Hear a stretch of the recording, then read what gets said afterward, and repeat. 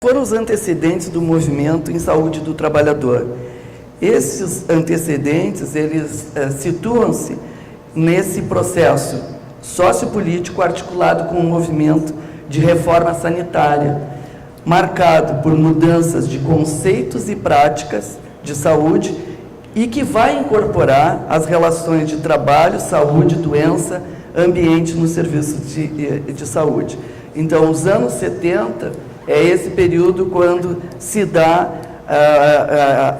o ingresso, a importância do trabalho para entender a saúde do trabalhador. Até então, isso ficava de fora. Bom, o que acontece aí historicamente? Nos anos 80, nós tivemos a criação dos programas de saúde do trabalhador, a 8ª Conferência Nacional de Saúde, a primeira Conferência Nacional de Saúde Trabalhadora, 86, e tivemos experiências marcantes de programas de saúde do trabalhador. Em São Paulo foi modelo o programa da Zona Norte, muito se discutiu, muito contribuiu para que a área pudesse alavancar. No Rio Grande do Sul, nós tivemos uma experiência também exitosa, que foi a criação de um centro integrado de assistência à saúde do trabalhador, isso lá na década de 80. Então, são os primeiros embriões e que vão marcar historicamente o crescimento, então, da área, a implementação da área, né? Nos anos 90, nós tivemos a institucionalização do SUS, a criação dos centros de referência em saúde do trabalhador, e a segunda Conferência Nacional de Saúde do Trabalhador, lá em 2004. No ano 2000, se dá a criação da RENAST, 2002, e a terceira Conferência Nacional de Saúde do Trabalhador. Nos anos 2010, então, surge um novo modelo de atenção a partir da Rede de Atenção à Saúde, a RAS, como centralidade da atenção básica em saúde, né, a Política Nacional de Segurança e Saúde no Trabalho, e o Decreto 7602 de 2011. Então, vejam que o decreto existe, né, está lá desde 2011, e desde lá se vem lutando para que ocorra de fato a sua implementação.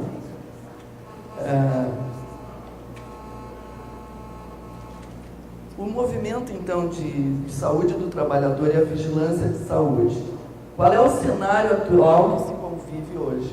O cenário é de uma forte oposição política e empresarial de saúde à implementação do SUS. A cada dia surge uma novidade, pagamento, terceirização, então se convive com esse fenômeno.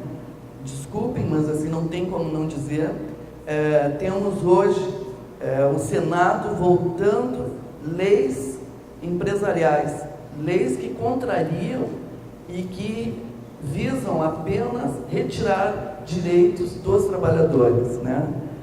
Há, sem sombra de dúvida, uma desarticulação dos atores em saúde do trabalhador no governo federal, aí especialmente na seguridade, né, e previdência, saúde, trabalho, assistência social, né? Então, isso nos coloca imensos desafios e oportunidades, né, que o grande desafio de ampliar o conceito e as práticas de vigilância em saúde sanitária, na atenção primária em saúde, por uns tratados como atenção primária, por outros como atenção básica.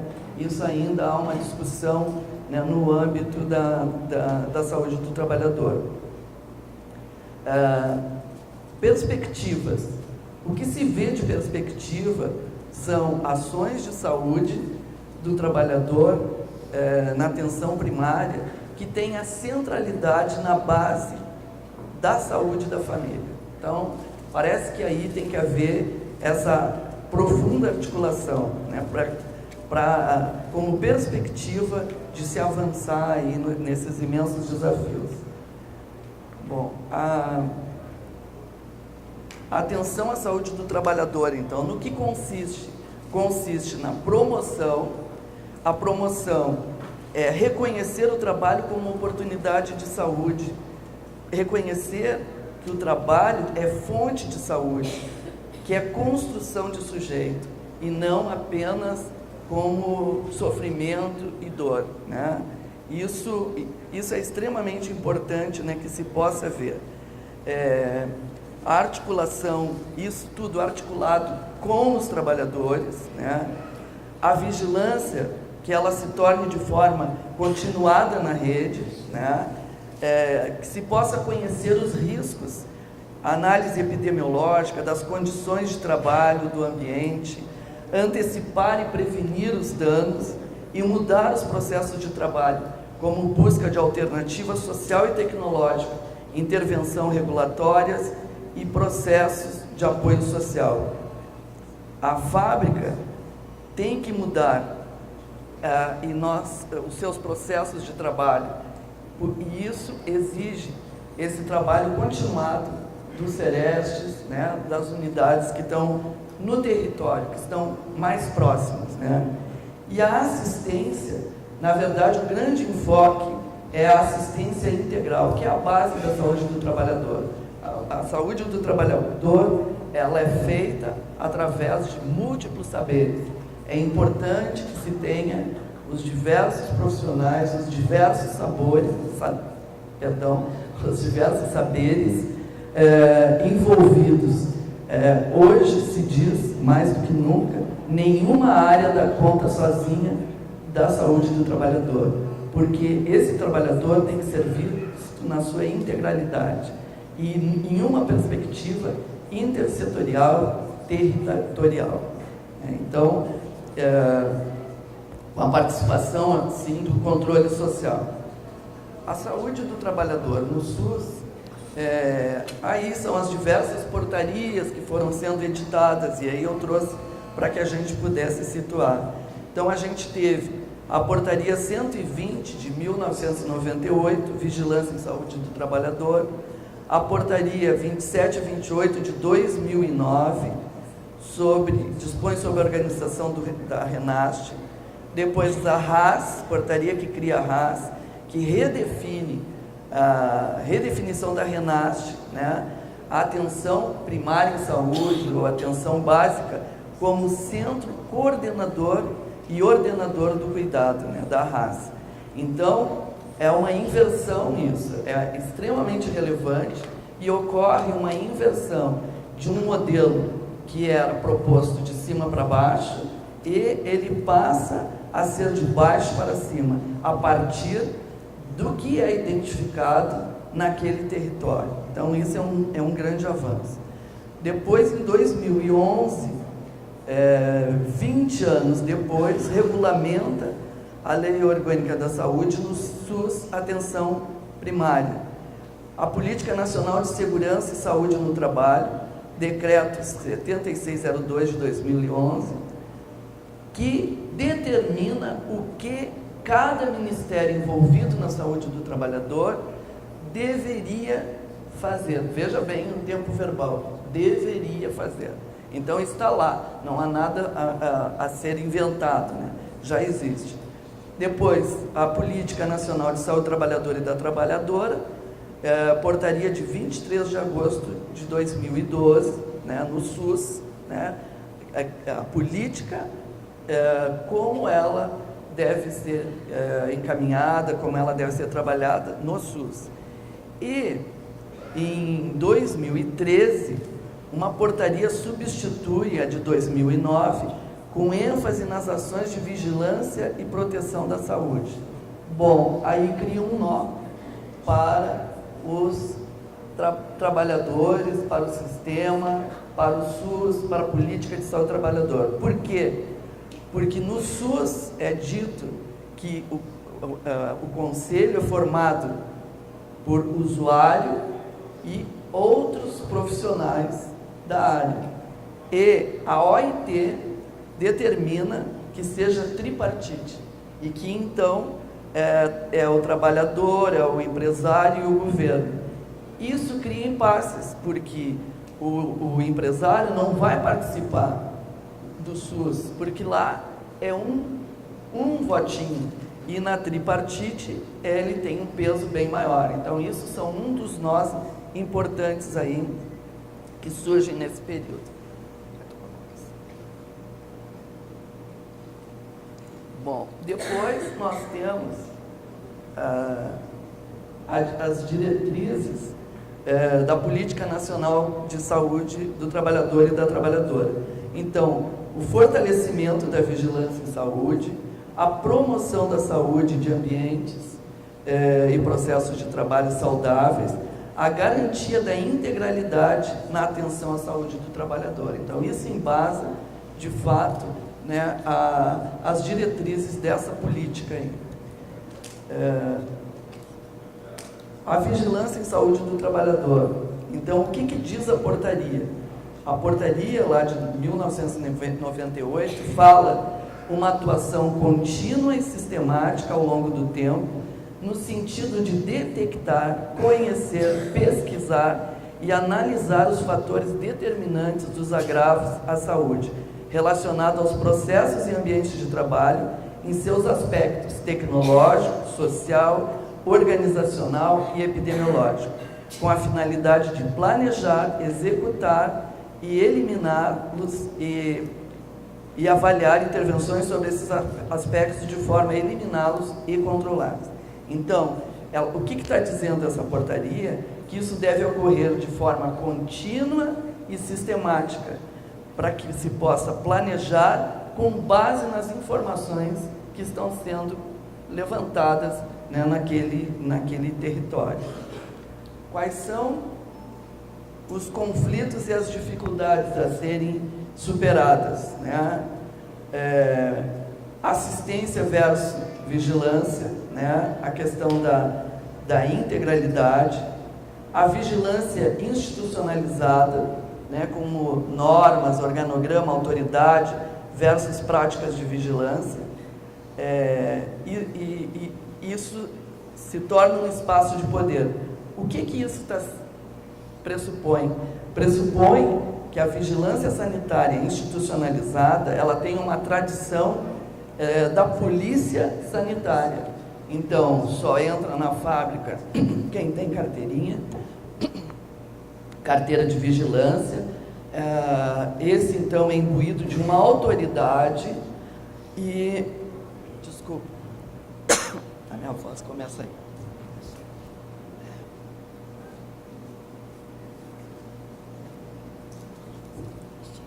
Não, obrigado. Então, retomando, né, na verdade, a vigilância, ela se tornou, com essa perspectiva de política sanitária, distanciando e se tornando um dos entraves, inclusive para o próprio trabalho do Sereste, né? Na verdade, a vigilância sanitária, ela não precisa ser policialesca. A vigilância sanitária deve ser feita por todos. Todos devem fazer tudo. E quem pode fazer? Qualquer pessoa pode fazer. Formação deve ser capaz para fazer melhorias.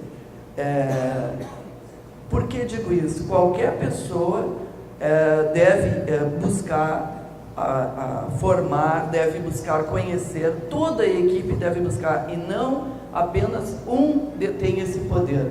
Isso aconteceu no Rio Grande do Sul, quando se tentou lá, se vocês lembram, eu falei no começo, no CIAST, que foi o primeiro centro de referência. Na época havia uma boa relação entre a Secretaria, na época, a Secretaria Estadual de Saúde, e o CIAST, que era vinculado à Secretaria Estadual de Saúde. E foi distribuída a carteira de vigilância para os trabalhadores desse centro de referência. E o que aconteceu? Os empresários do Rio Grande do Sul moveram ação e até hoje isso está lá e nunca mais puderam entrar nos ambientes de trabalho, né? E aí tem toda uma política, os sindicatos para entrar nos ambientes de trabalho, as dificuldades que enfrentam aí no dia a dia. Então, esse é um dos nós. Na verdade, a vigilância deve compor o dia a dia do trabalho, né, de quem atua nessa área. Conflitos e dificuldades a serem superadas. Aquilo eu tenho um colega que ele fala do real e legal, e a Beth Dias fala do ideal versus o real. Então, a participação dos trabalhadores, né, a dificuldade de serem superadas. Então, como fazer que os trabalhadores participem, como fazer mudanças no ambiente de trabalho, a desqualificação da vigilância dos agravos e a visibilidade política requer a melhoria da assistência. O que a gente vê? Na verdade, a gente vê na saúde, nós temos uma linha de cuidado para hipertensão, para perda auditiva, tá? Leucopenia, mas isso só acontece quando isso leva a fechar um ambiente de trabalho. Então aí é noticiado, vai para a imprensa. Se isso não acontece, segue acontecendo esses casos todos, né, que não aparecem. Nos frigoríficos, a gente tem um grande exemplo disso, né? Só quando o frigorífico é fechado, mas meu Deus, parece que nunca existiu aquele trabalho penoso que é desenvolvido dentro desse ambiente. Então, são questões que nós temos que superar. A notificação pelos serviços sentinelas, né? Aí a dificuldade para a vigilância dos agravos. Por quê? Porque ainda existem questões que levam ao adoecimento que não estão no alerta. Então, a gente tem o exemplo do benzeno, né, por exemplo. Né? O despreparo dos serviços e desconhecimento, a notificação somente após a confirmação diagnóstica, exceto nas intoxicações exógenas, químicas e agrotóxicas. Então, espera, e isso leva um tempo até que isso seja comunicado. Sobre os agravos de notificação compulsória relacionado ao trabalho. As doenças do trabalho, existe uma alta subnotificação. Né? Então, são ainda os nossos grandes desafios. A vigilância, né? Então, dos ambientes e processos de trabalho. O objetivo é identificar e analisar os fatores e situação de risco para a saúde que podem estar expostos os trabalhadores nas suas atividades de trabalho. Então, isso pressupõe essa composição de saberes, né, para identificar e analisar. E a finalidade é intervir nos determinantes dos riscos e agravos dos trabalhadores, visando eliminá-los ou, na impossibilidade, atenuá-los ou controlá-los, os riscos, e eu acho que aí é o grande avanço da saúde trabalhadora. Na atenção primária à saúde, o modelo das redes de atenção das RAS inclui saúde e trabalho, tem que incluir saúde e trabalho. Hoje, por quê? Porque ela é ordenadora das redes de atenção, porque ela é coordenadora do cuidado. Nós não temos um cuidado voltado para a Ler Dort. Nós não temos a saúde mental, um cuidado para a saúde mental. E aí vocês podem me trazer as experiências. Eu falo desde o meu lugar lá. 92% dos casos que se afastam do trabalho são por Ler Dort, saúde mental. Isso já comprovado. Para terem uma ideia, um exame no Rio Grande do Sul, um exame de coluna, está levando em média 2 anos. 2 anos para que o trabalhador possa fazer um exame de coluna. Então, eu acho que são coisas que precisam ser pensadas. Ok? Teórico São Paulo. A atenção primária na produção dos cuidados. Então, a possibilidade de cobertura universal dos trabalhadores. Então, se fala nessa capilaridade do serviço da atenção primária, mais próximo do trabalhador, no território. A informalidade, há um aumento e diversificação, trabalho informal em domicílio, invisibilidade das condições de saúde do trabalhador e atenção primária como proteção dos trabalhadores. por isso se fala assim, que o agente de saúde é aquele que vai nas casas das pessoas, que vai ver quais são as condições de saúde desse trabalhador que desenvolve o seu trabalho a domicílio, né? Então ele é fundamental. Para vocês terem uma ideia, e aí a grande dificuldade dos próprios Serestes, no Rio Grande do Sul nós temos 11 Serestes para 500 municípios. Então é humanamente impossível. A área é extensa, então tem momentos que o Sereste não dá conta, porque a rede destinada ao Sereste, o cuidado do Sereste é imensa. Então, esse é um dos entraves, né? Uma outra questão é qualificar as ações de saúde individuais e coletivas desenvolvidas para os usuários trabalhadores, considerando a inserção particular nos processos produtivos. Vocês vejam que toda a fala, ela direciona para o território, para a equipe de saúde, para o local onde se encontra, né, esses processos todos. Isso significa colocar o trabalho no território. Então, é de lá que se tem que reconhecer e considerar as atividades produtivas. Reconhecer o usuário trabalhador e a sua inserção no trabalho. Desafio... esse eu pulei. Mas, porque eu achei que eram muitos, né? Na verdade, se fez um estudo no Rio Grande do Sul, eu fiz uma pesquisa que envolveu 7 macro-regiões do SUS, vários sujeitos, o Centro de Referência em Saúde do Trabalhador, os Serestes, a Coordenadoria da Atenção Básica dos Municípios e usuários. E esse estudo, ele mostra exatamente as dificuldades que se tem nesse âmbito, né? As dificuldades que os Serestes vêm enfrentando para, de fato, implementar esse trabalho, para, de fato, chegar na rede, né, de atenção básica. Ele se fez um relatório e já concluímos, e eu acho que importante foi que nós fizemos a validação. Então, fizemos vários encontros com os Serestes, apresentávamos os dados para eles, e eles, então, se reconheciam naquele perfil ali apresentado, que eu não vou entrar em detalhes porque não cabe. Bom,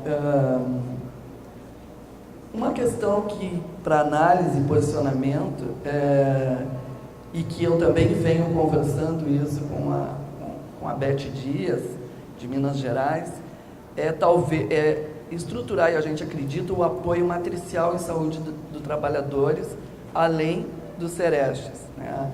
A questão dos núcleos municipais de saúde do trabalhador, financiamento, estrutura, ações e serviços importantes, o grande enfoque no território e preparar pessoas, participação do movimento social, inclusão dos trabalhadores informais, ação intersetorial, né? Essa ação, eu disse aqui que nenhuma profissão desenvolve a área de trabalhadora sozinha. Bom, nem as profissões, nem os serviços. Nós precisamos buscar a articulação entre os movimentos sociais, as universidades, os sindicatos, os ministérios. Agora há essa proposta aí de fusão, né, que dá medo, né, mas vamos ver o que vai acontecer.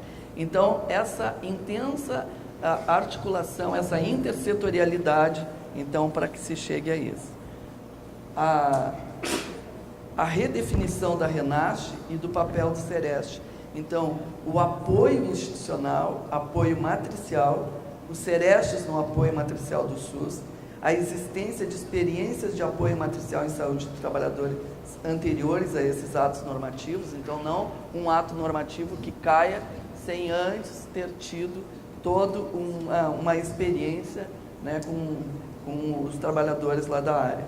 Fortalecer as instâncias em saúde do trabalhador e criar novas, núcleos municipais, referências técnicas municipais. Então, são questões que nos levam aqui a discutir, a trazer, a refletir e mais do que nunca, assim, o que se vê, na verdade, é um ponto que eu não trouxe aqui, mas que é o ponto do financiamento, né? O financiamento na área de saúde, né, a gente convive com um modelo de financiamento absolutamente na contramão do modelo econômico vigente. Então, com isso, muitas vezes, os recursos que vêm para serem gastados pelo Sereste, ele não consegue entrar no modelo econômico proposto, na rubrica aquela proposta. Então, são questões para a gente pensar, e esses espaços, eles são fundamentais para que a gente possa trocar, para que a gente possa voltar para os nossos espaços de trabalho abastecidos. Eu agradeço a atenção de todos e me coloco à disposição.